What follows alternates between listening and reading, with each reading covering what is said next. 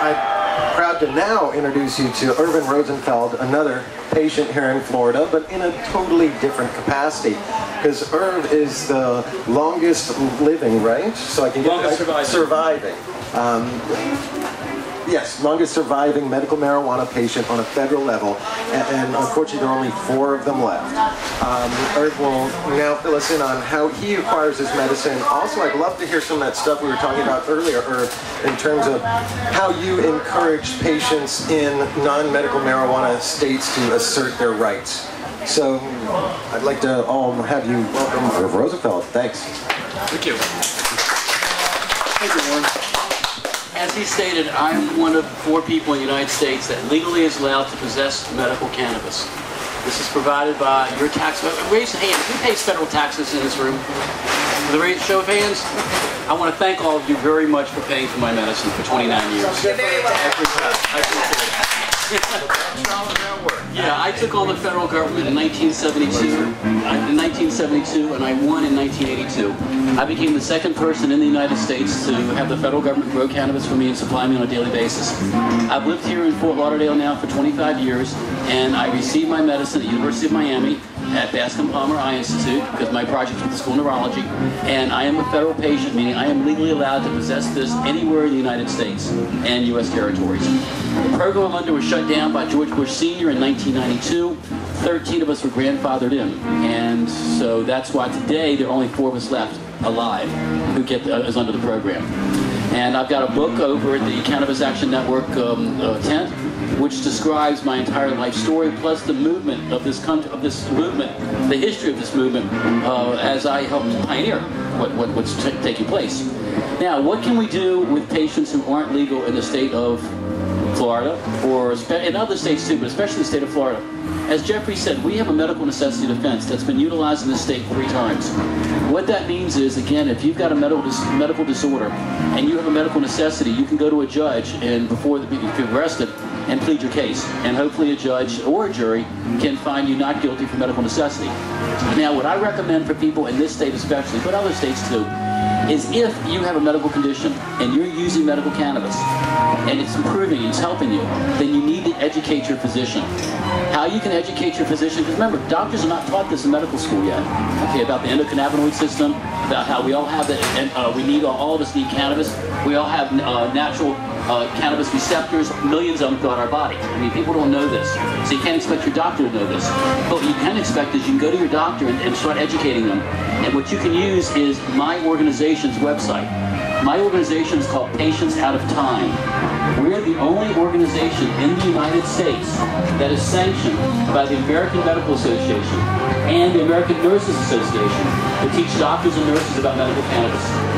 Now, they can either attend our conference, which is every 2 years. The next one's going to be in Arizona in April 26th to 28th, in conjunction with Dr. Andrew Weil. I don't know if you know that name.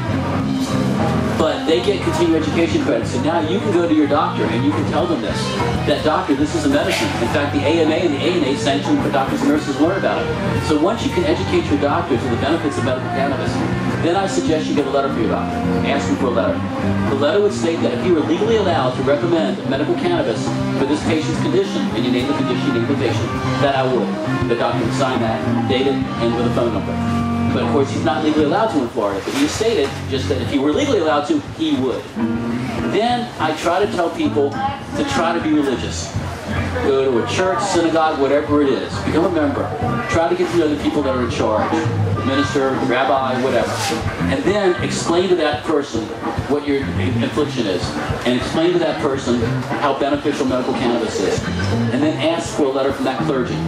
Again, saying that this person's a good member of the church, synagogue, whatever. And I'm so glad that his condition, you name the condition, is helped by medical cannabis. And have him sign his name, date it with a phone number. That's your second letter that you carry. Then you take those 2 letters to an attorney. You show the letters to an attorney. Now the attorney gives you a 3rd letter. That letter is addressed to Johnny Law, saying, Mr. Officer, if you're reading this and you're apparently thinking of arresting my client. My client is a patient, he is not a criminal. However, you have the right to make him a criminal. If you decide to make him a criminal, You don't need handcuffs. The person's a patient. He'll follow you wherever you want to go. So you don't need handcuffs. But before you arrest that person, read those letters from the doctor, from the minister, from me. If you decide, after reading those letters, even making a phone call to the doctor or the minister, if you decide you want to make this patient a criminal, then understand I will be going to court defending this person on a medical necessity defense. Now, if you do that, that policeman is going to think twice, especially if you don't look good. I mean, if you look, you know, MS or something like that, you look bad, this officer's going to think, wait a minute now, we're going to go to court, and they're going to have a doctor testifying, they're going to have a minister testifying, medical necessity. Most likely, what that policeman's going to do is say, don't get caught next time and leave you alone. They're not going to bother you. If they do bother you and arrest you, okay, then you fight up a medical necessity defense, especially here in Florida. As Jeffrey said, his case was such that the sad part is that they took 1.5 years in hassling him before they let him go.